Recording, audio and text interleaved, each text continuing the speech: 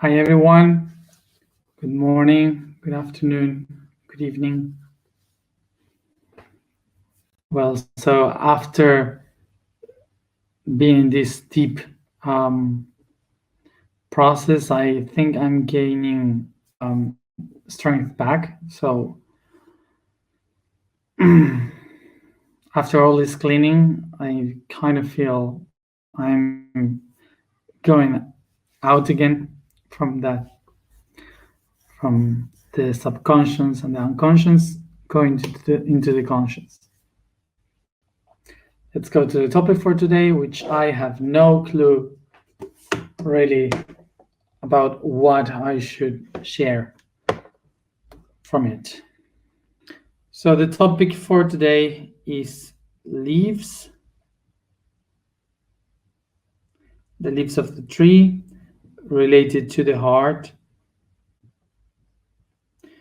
which is to give and receive. So the leaves of the plant represent the heart of the tree, of the plant, because the heart of the attribute of the heart is basically to give and receive. So every heart is about that, to give and receive. And the leaves in a plant are the ones that work with that through a process that we call photosynthesis, which I ask if you all know what is this photosynthesis. I will make a very short summary of what is photosynthesis. What I am doing right now, it's really a mess. So I hope you kind of get it. So this is very like a summary. So I'm not going into details. To clarify, this here is a leaf. So just to clarify the image. So in a leaf, we have chlorophyll.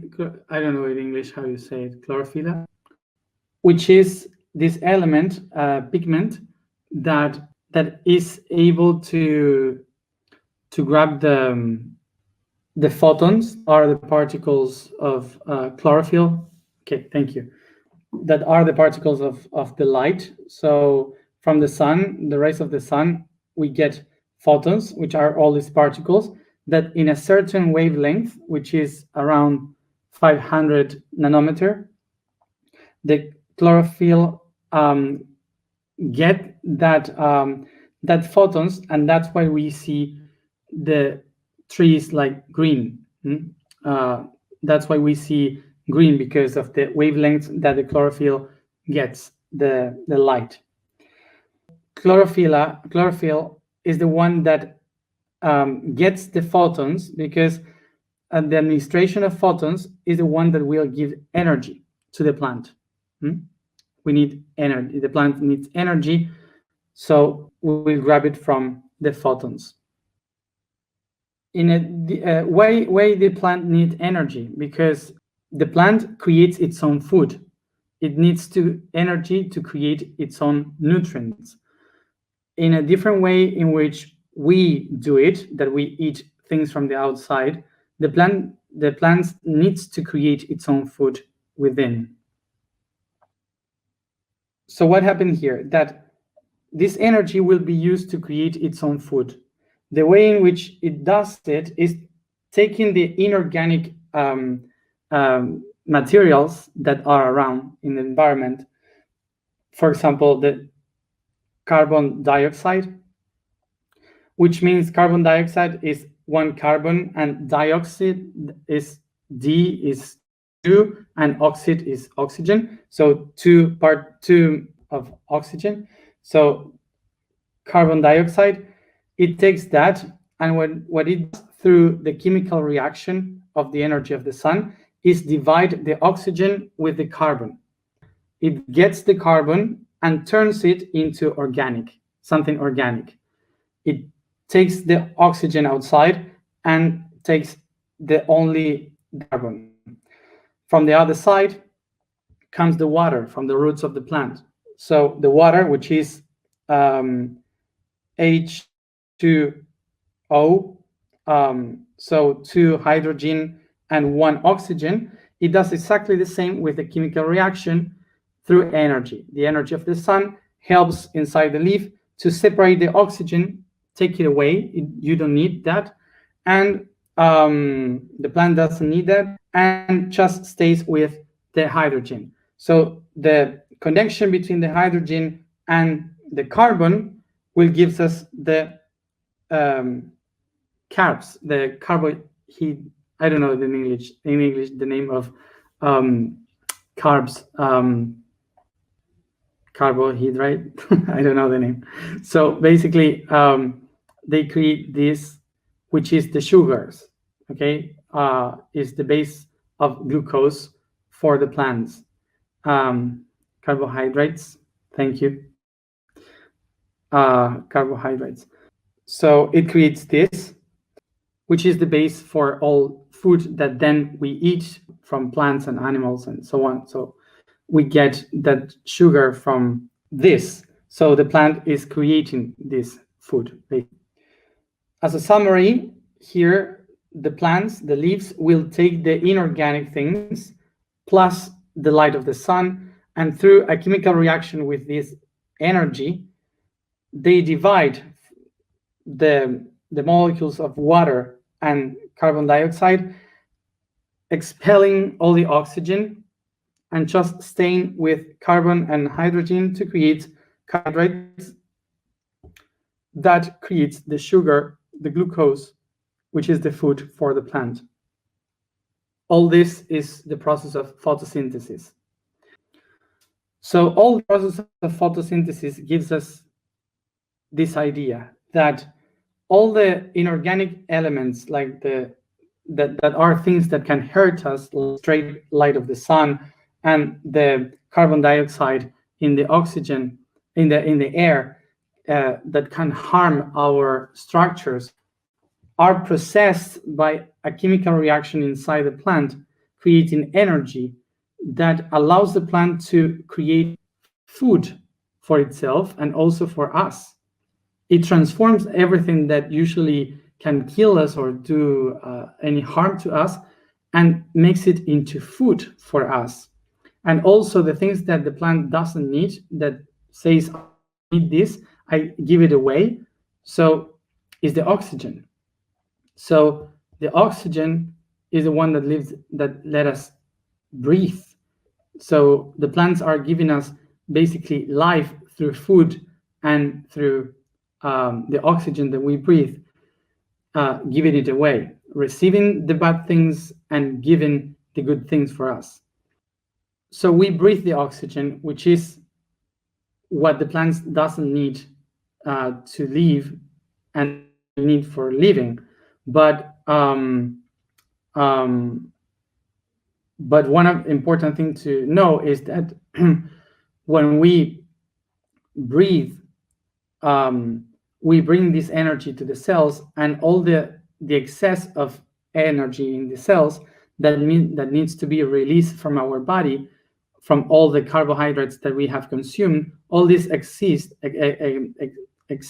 of it comes into the air again from our breathing into carbon dioxide. So we breathe in the air and we breathe out the carbon dioxide, which is basic for the plant to produce its food. So the plant is basically producing the food and oxygen we need to live for living, and we receive that oxygen that they don't need and give them back through carbon dioxide, which is the basement for their food. So this is a perfect cycle of giving and receiving. So what we can take from nature here is how nature takes the things that can hurt us, that can harm us, and transform it into energy through a chemical reaction into food. and things that can allow our life, for us to be alive. So this has created, through millions of years, an idea in our planet that we need to take the bad things from the environment to transform it within ourselves in order to create good things. So here is how we get to understand about the concept of today related to pain and pleasure. The photosynthesis and the way of breathing helps us to understand from a very natural and biological point of view why we commonly as humans go through these suffering processes in life repeatedly. So remember that the way in which we perceive the environment, the is through our brain, and basically the brain has been designed to receive the data from the outside through 5 senses. These 5 senses receive the impulses from the outside, and even if there are specific organs to assimilate specifically that data, in the brain, all of that get mixed in order to have a complete image of what we are feeling. So there is a coherence in the whole picture, in the whole information. Por lo tanto, hay que recordar que el sistema nervioso recauda datos del mundo externo para crear una imagen completa en el mundo interno. So remember that the nervous system receives different information from the outside in order to create one complete data in the inside for the understanding. So basically, the brain is like receiving data and administrates that data according to different levels. It's not like putting information like this is bad and this is wrong. The brain kind of interprets one data that receives according to all the rest of the data, and it kind of in one only line of determines if it is a high vibration or a low vibration of information. I know that you're not seeing it properly, but anyway, I don't have other thing. So for example, I have here one thing, and here I have 5 senses. So for example, I have this object here, and I am receiving information from this object through these 2 here, through these 2 senses. And I have information from the other senses through preconcepts of things that I had before. So I have a preconcept of this object that I am perceiving through these only 2. From all these preconcepts and these experiences, the brain will connect all this information as only one. So to try to get the whole picture of it, and from that, it will try to put in this measurement where I refer to this data, to this information. Is only one thing that can measure if it's a low or a high perception of what I am receiving. It's not different things. So it's the brain trying to locate this according to all the data from before that determines if we are suffering or if we are enjoying it. So this is the brain. So this is why all the information, all the data that comes through the the senses and the pre-data that already has the brain through the senses that we all know: smell, sight, hearing, touch, taste. From these 5 senses, the brain interprets all this information, determining where this data would be, so it can understand it. So the reason why the brain does this to interpret in which level it is found, it was found, because it needs to find where and what actions should it take regarding that object. If all the pulses takes me to this level, so I will find in this level the reactions that I will have according to this. If I feel pain with this object, if I feel attacked by this object, so I will know now, according to this level of measurement, if I need to run or I have to fight back or whatever. Okay, so it's because I need to know what reaction I should take according to the object. So this is another one of receiving and giving. So a basic example would be fire. You have fire here. This is fire.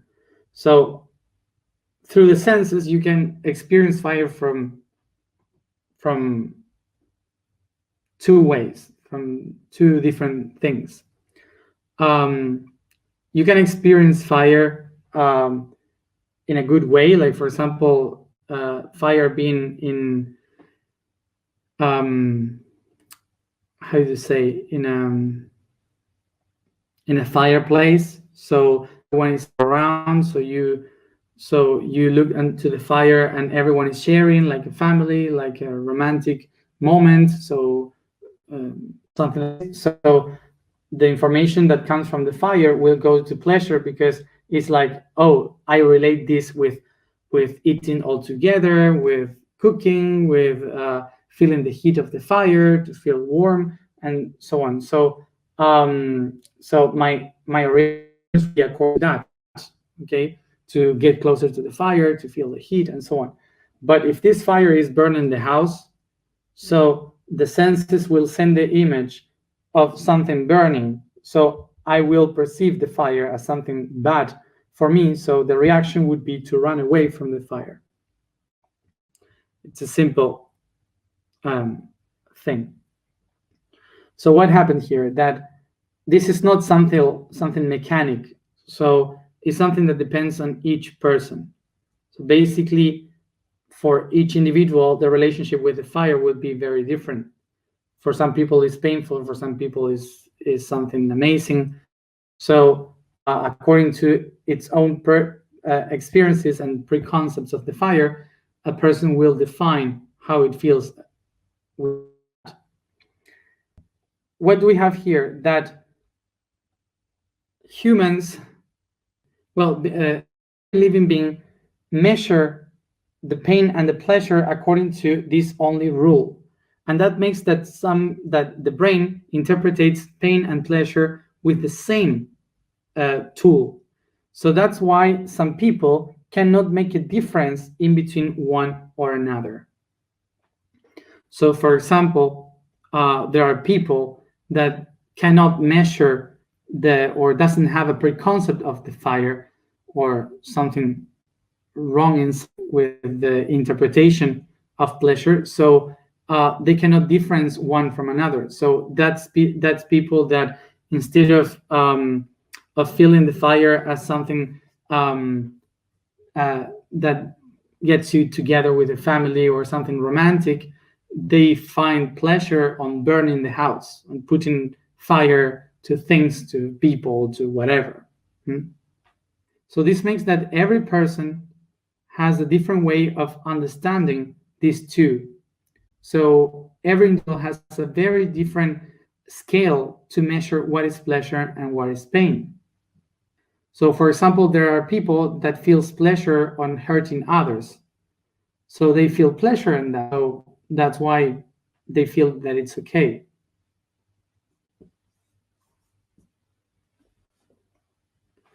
This is why humans, we created morality and ethics.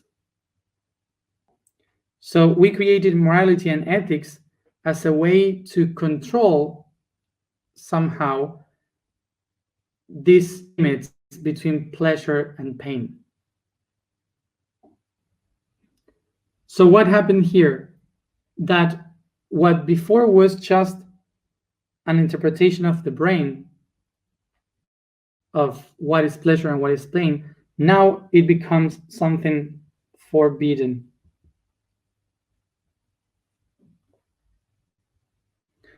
And by becoming something forbidden,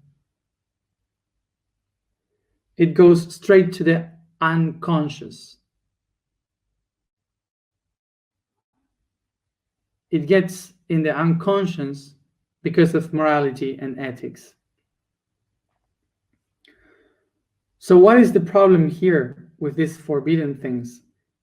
It's something that we spoke many times about morality. What is morality? Morality is something that can be only attributed by some specific space and a specific time. Which means that what for us today is something immoral, for the past maybe it wasn't, and the other way around. This is because our perception of the environment changes according to time and space. So what for us today is forbidden, for other cultures maybe it's not, and the other way around. This is why it's very difficult to judge what is really pleasure and pain to what is forbidden. So besides morality changing through time, all the things that we have been banned from, that we are not able to do, they got into the unconscious. And this unconscious is inherited through time, through every generation. So even if morality changes, in our unconscious, we still have the memory of those other things, of those things that are hidden. This is why in the unconscious, many of those pleasures and pains becomes paraphilia. I don't know, in English it's the same, I guess. Paraphilia. So what is a paraphilia? A paraphilia is like another path to take, which is, philia means the love, to love something. So the philias are controlled by a morality, but paraphilia are not controlled by morality. So they say that's another thing, like another path that you are taking, which is not through morality. It's a parallel reality. So we can also call this perverse. Perverse is another path, another way from universe. Remember, universe is the only one path, and perverse is like a path that is aside. That is a path aside, which is not the right one. So that's perverse. For sure, someone can say maybe, but kill someone is something that is not good in any place or any culture.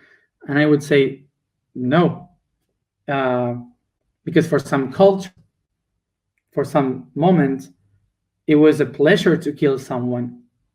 It was normal, part of the morality. So we cannot judge how we see things. It's according to time, space. For us can be perverse, of course, but for others it's not perverse.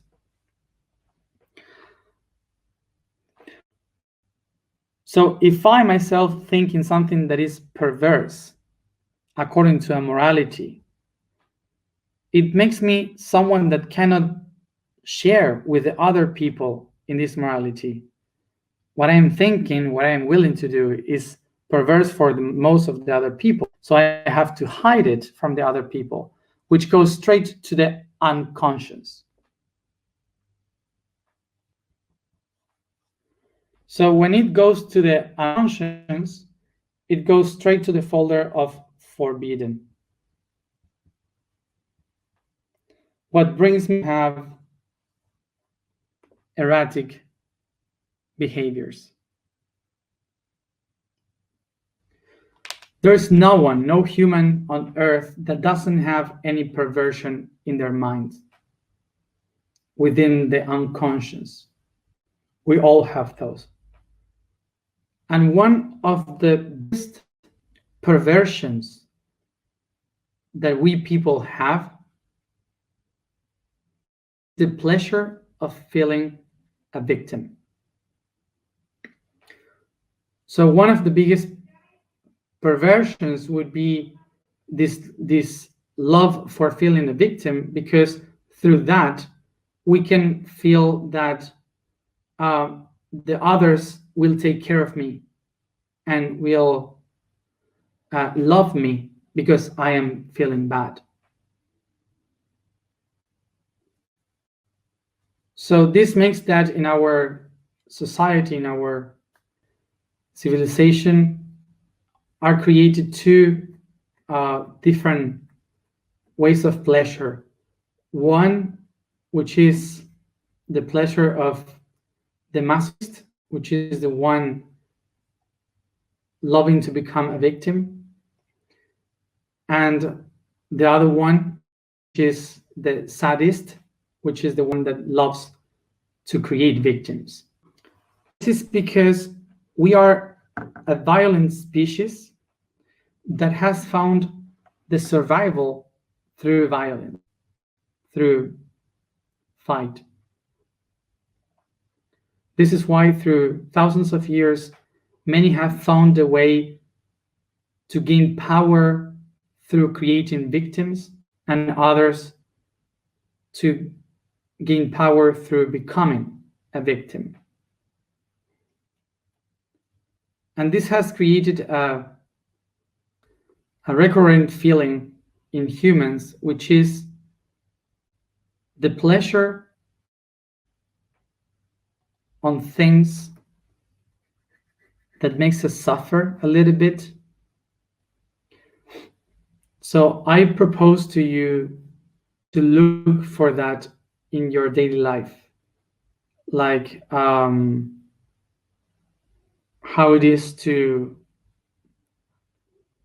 for example, in which places you find pleasure in things that makes you suffer, like watching a movie, listening into some music, with some friends, in some relationships, whatever. So it's just watching to normal things. Like, for example, what happened to me yesterday, I saw for the second time the same series that makes me suffer, like crying. And if I am willing to feel fine, why not to see something to laugh? Why I see something that makes me suffer? And I was feeling like fine with that. Or for example, when we listen into music, if I feel a little bit bad, why would I choose to listen songs that make me feel sad?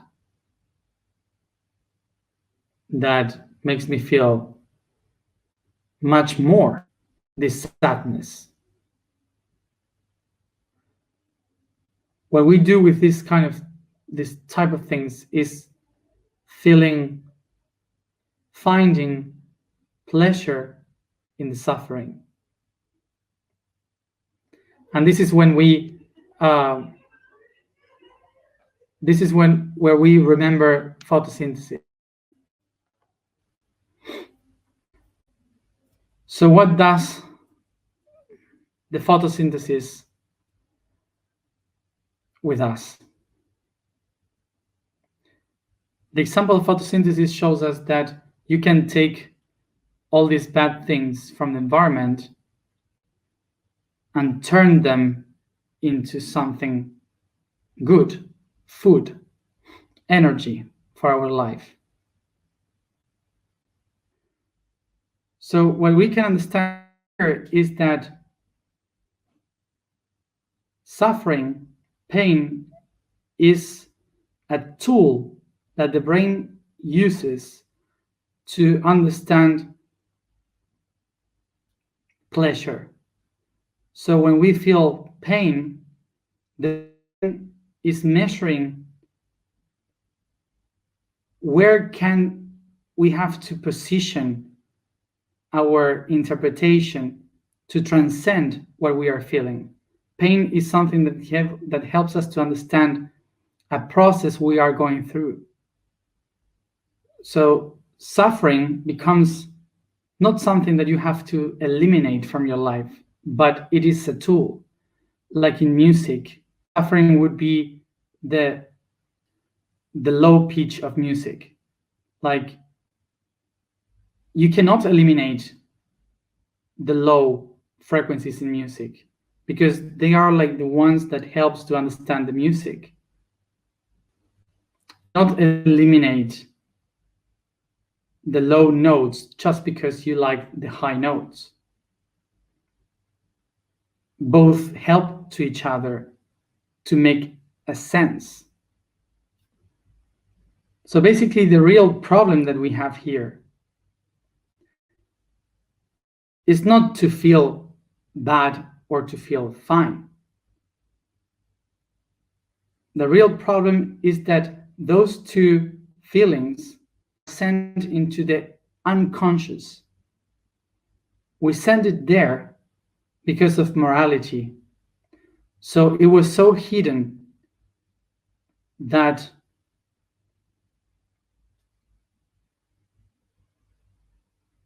it turned into a pathology. Like, for example, pedophilia,